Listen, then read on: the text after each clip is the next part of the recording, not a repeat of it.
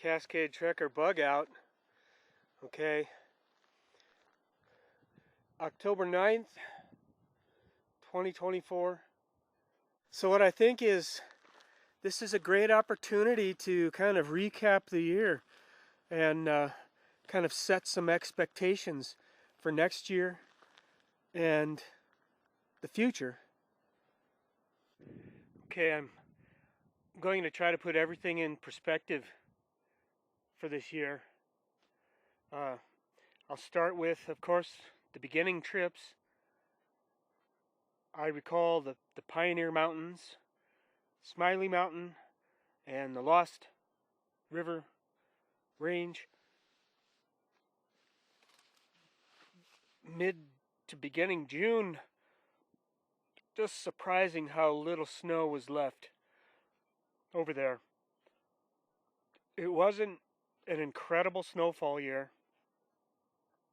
However, referring to the previous journey to the Centennial Mountains on the border of Montana and Idaho, north with the skis, there was quite a bit of snow with only a few weeks difference. And it might be that that particular area gets more snow, which I think it does. Following that, which I don't have a complete mental itinerary of my trip locations, the Lemhi Mountains, I was sick. That was a bummer, and I had to bail on that, get medication. It was a slow, healing process.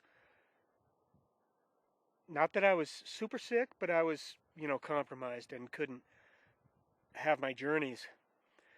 And I mostly focused west and north on my journeys this year, with only one trip east at the end of the year.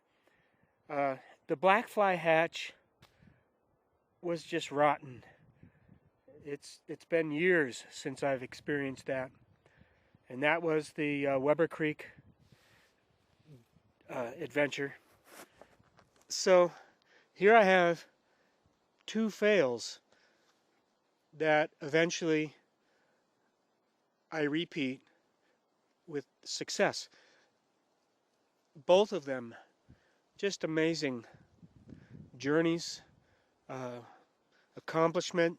It was a bummer, I had to do those twice, but the fact is, you can't always get the first perfect trip, right?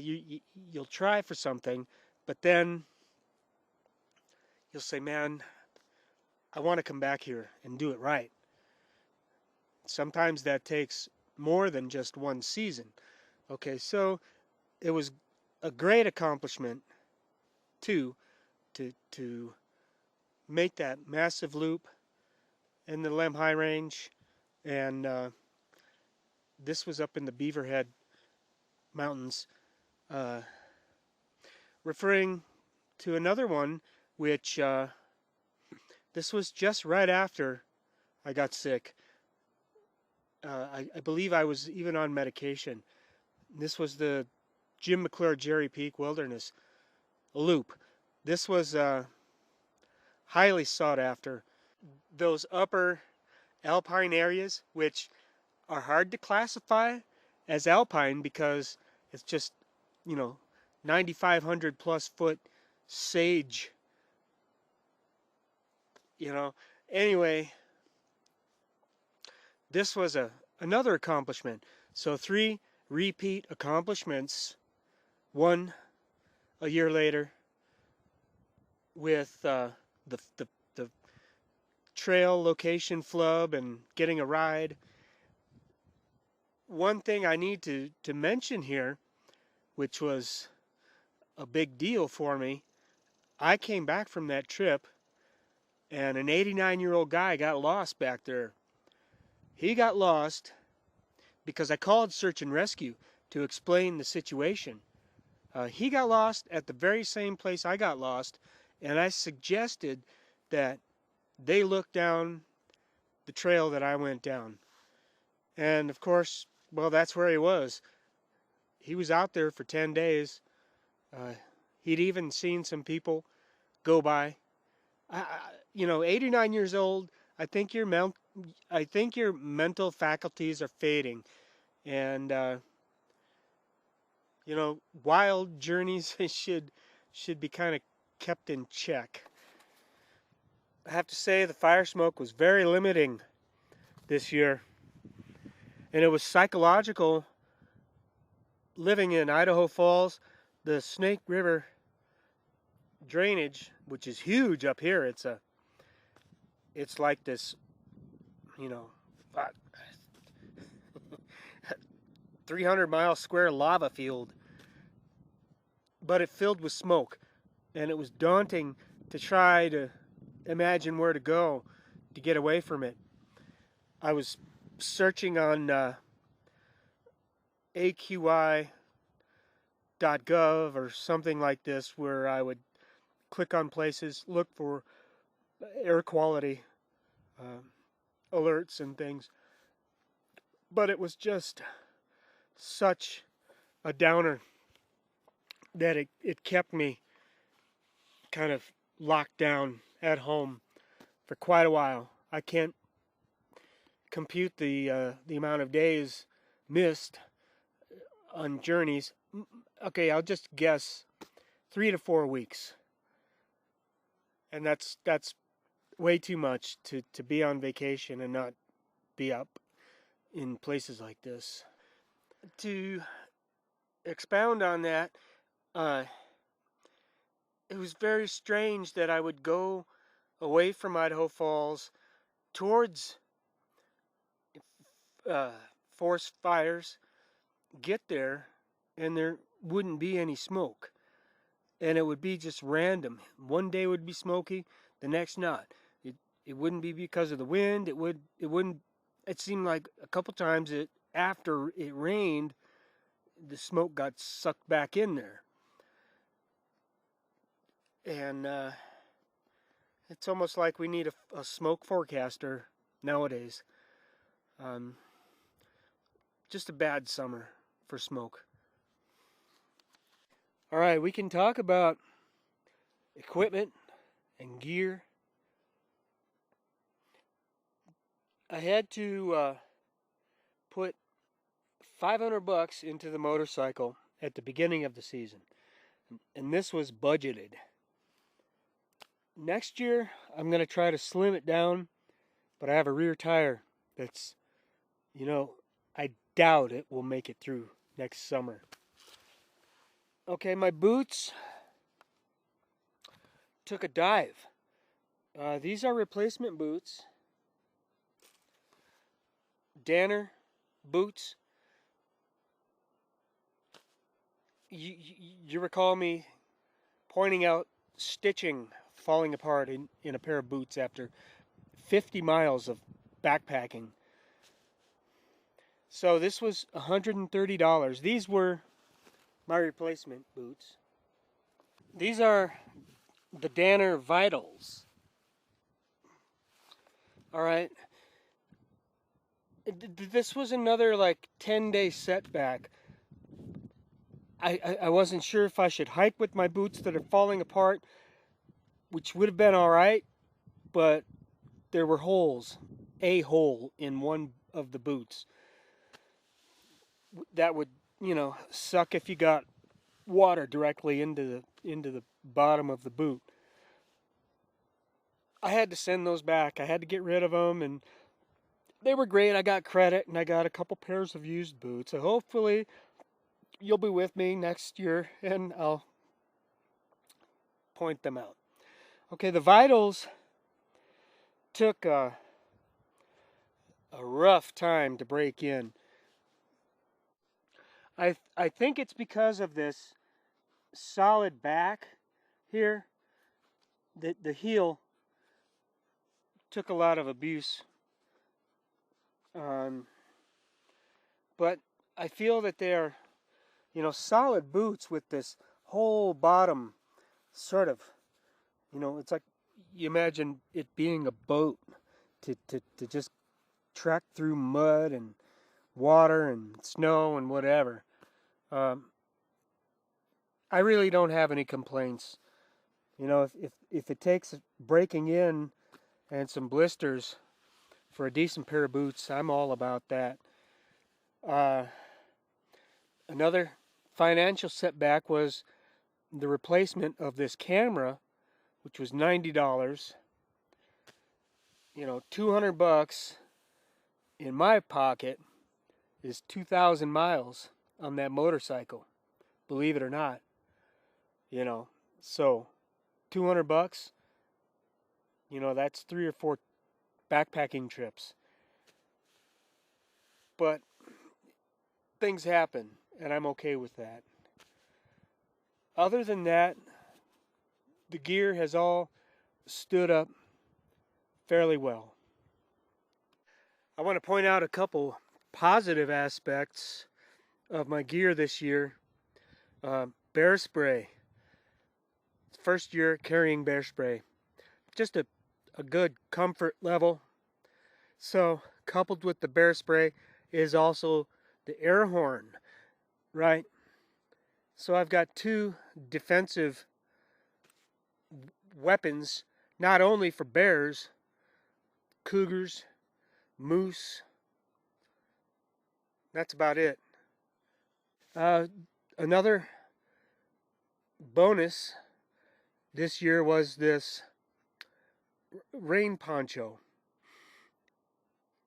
Just a super ultralight, you know, flash rain protector.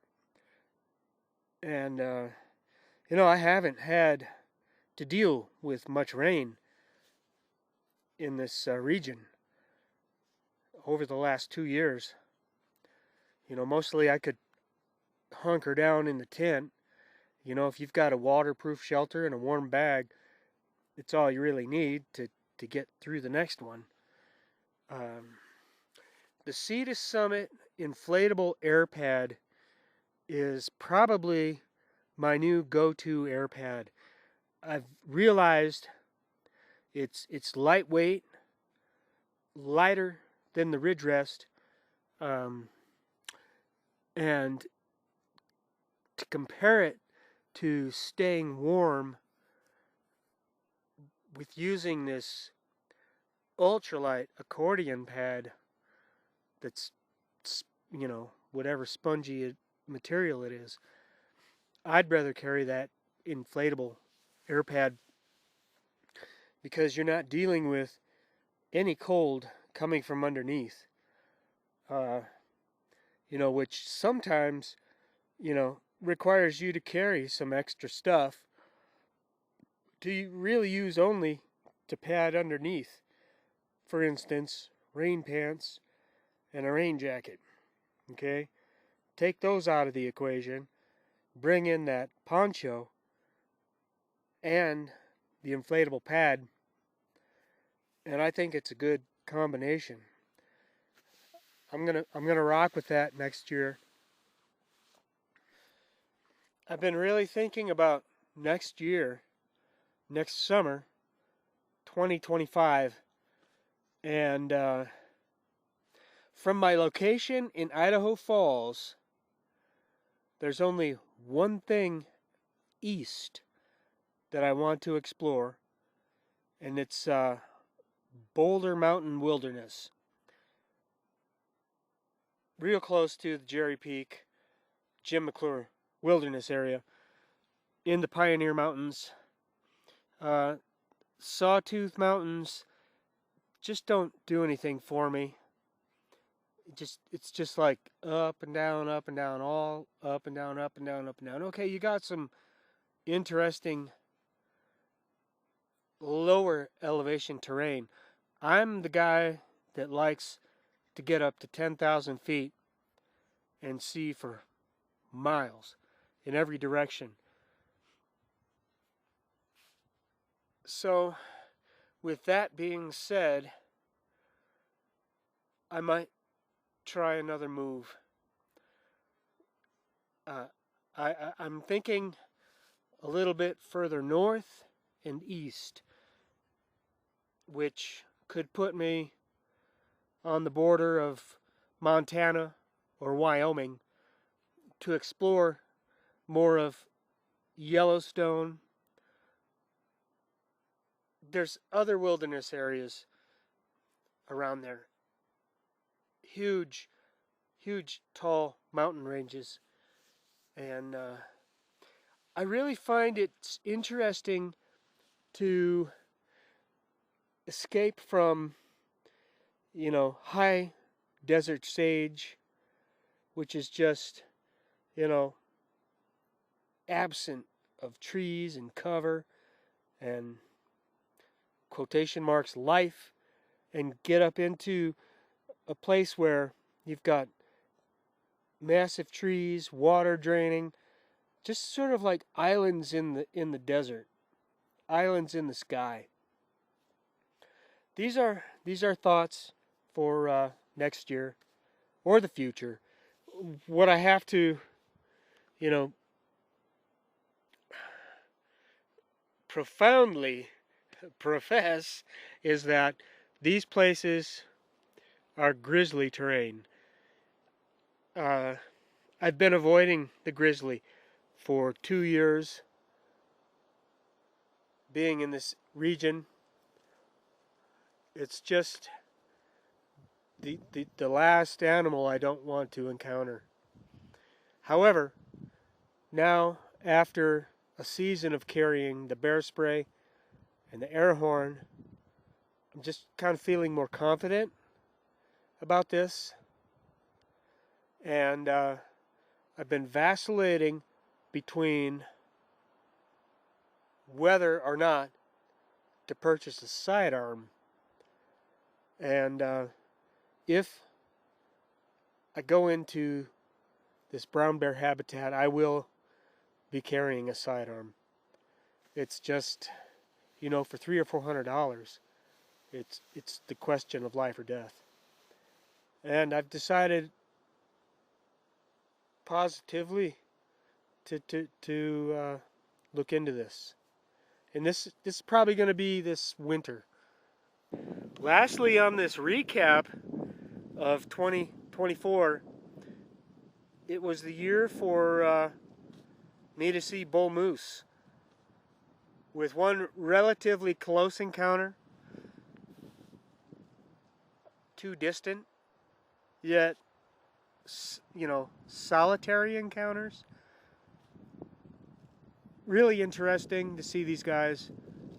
Oh yeah, two close encounters.